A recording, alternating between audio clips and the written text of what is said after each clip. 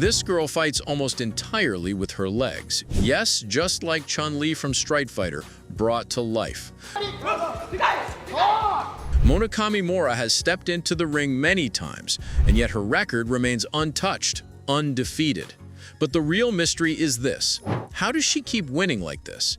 Can she even fight with her hands? And why does she rely on her legs more than any fighter you've ever seen? The truth behind her fighting style is shocking, unexpected, and unlike anything you'll find in combat sports. So let's rewind the story, all the way back to where it began. Mona was born on April 12, 2001 in Mizuho. Childhood, boxing, and the rise to world championships. Mona Kimura grew up in Gifu, Japan, and her journey into combat sports began early. From the 4th grade all the way to university, she trained relentlessly in boxing. Yes, her first martial art wasn't kickboxing at all, but pure, traditional boxing. Her talent showed quickly. At just 18 years old, she became the champion of Japan, proving she wasn't just gifted, she was elite. That boxing foundation would later become one of her greatest hidden. In 2022, Mona even represented Japan at the Women's World Boxing Championship, competing at the highest level. But despite her success, she made a surprising choice. She walked away from boxing and stepped into the far more brutal world of kickboxing, signing with the Crush promotion. Fans almost instantly drew comparisons between her and the gaming icon Chun-Li thanks to her explosive kicks and lightning footwork. Mona embraced the image fully, both visually and in her fighting style. She's cheerful, always smiling, and yet she can drop an opponent with a single strike, whether it's thrown with her hand or her leg. And speaking of her legs, they deserve a chapter of their own. They're fast, unpredictable, and from boxing roots to kickboxing mastery. Mona Kimura treats her legs the way most fighters use their hands: sharp, fast, and precise, almost like throwing jabs with her feet. For her, kicking isn't an option, it's a language. And the story behind this unusual talent goes all the way back to her childhood, where her parents often made her stand on one leg for long periods, almost as if they somehow knew she was destined for this path. When Kimura made her kickboxing debut, her first 2 fights were dominated almost entirely by her legs. This led many critics to assume she would become predictable, that her style had obvious limits. But in her 3rd fight, she shattered that misconception completely. Kimura proved she wasn't a one-dimensional kicker. She was a fast-evolving fighter with a rare ability to adapt mid-fight. What most people thought was a limitation turned out to be her greatest strength.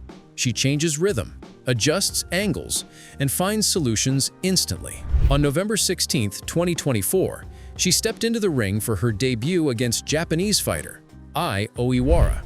And everything we thought we knew about Mona Kimura was about to be rewritten. All fights. Everyone talks about Kimura's legs, but in her debut fight, she opened with crisp jabs. The moment she tried to load up a kick, her opponent grabbed it and sent her to the canvas. Still, Mona bounced around effortlessly on one leg as if it were part of the plan. She did eat a small shot for showing off, but for her, that was nothing.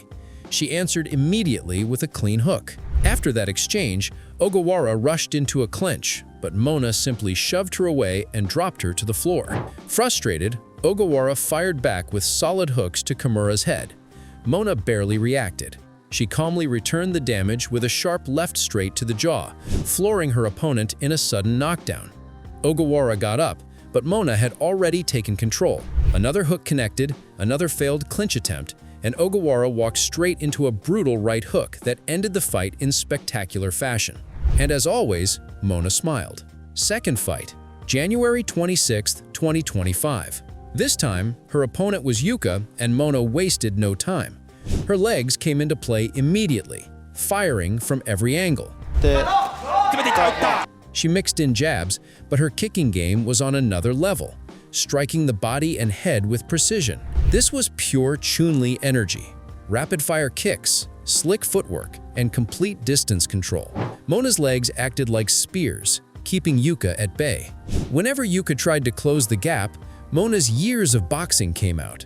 She became a complete fighter, unpredictable and dangerous from every range. Her lead leg would hover like a coiled snake, ready to snap, creating huge psychological pressure. Some kicks looked downright disrespectful, as if Mona was telling Yuka to back up right now. Yuka finally landed a clean punch, and for her, that was a victory. But Mona wasn't bothered. She fired back with punches and kicks, angering Yuka even more. Emotion clouded Yuka's judgment, and she paid for it. Sharp jabs snapped her head back, followed by elegant high kicks that seemed to land effortlessly. A body kick dropped Yuka to the canvas. Mona even threw in a playful gesture, almost mocking a video game character. Yuka rose and continued, but Mona maintained full control. In the break, Mona was smiling and relaxed. Yuka looked frustrated and defeated. The final round changed nothing. Yuka pushed forward, but Mona buried her under combinations. Kick after kick, jab after jab, total domination. Yuka survived the full fight, but the result was obvious. Mona won by unanimous decision, and the gap between the two fighters was massive. Third fight, June 27, 2025. Against Totoko Ozawa, Mona went straight to her trademark high kick from the opening second. She switched fully into Chun-Li mode, rapid kicks, sharp jabs, and slick hooks. Totoko quickly became overwhelmed, unable to read or block anything. Mona controlled every second of the fight, firing precise punches thanks to her boxing background. The damage added up fast. Totoko's face began heavily as Mona increased her power shot by shot. At one point, Totoko's head snapped back violently from a clean strike. Round 2 began with a crushing jab to Ozawa.